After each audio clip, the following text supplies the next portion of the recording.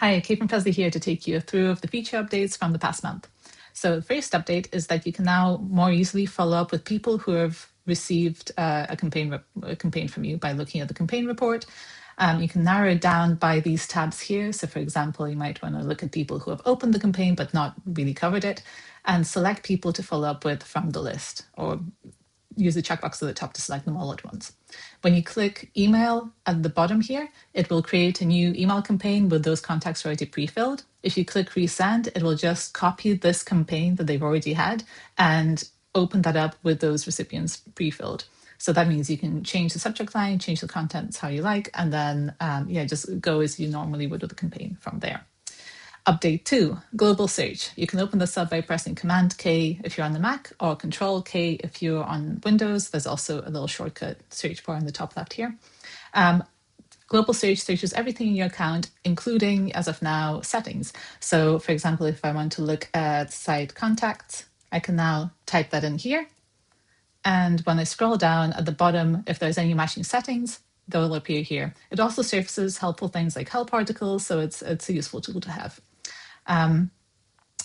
Next, we have, if you look at your contact tags, so normally it's hidden under this More menu in the sidebar, you can now create contact views straight from your tags overview.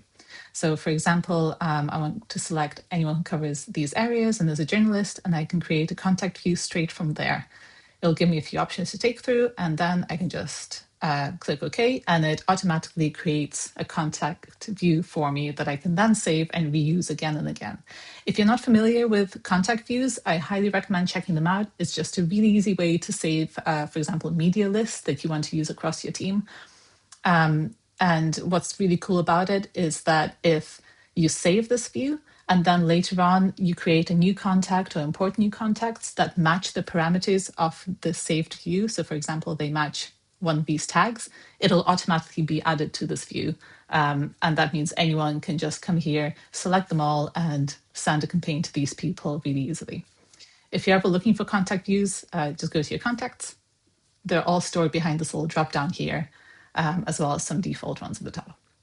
I think I have one more update for you, and it's a good one. So you can now add attachments to notes for contacts. So if you open up a contact and go into notes, before you could just add text, now you can also upload files so that, again, anyone in your team with access to your contacts will be able to access the files that you attach to anyone here. And you can also add context if you like, save it, pin it so it appears at the top of their activity feed, and just hopefully makes it a little bit easier for your team to work together on your media outreach.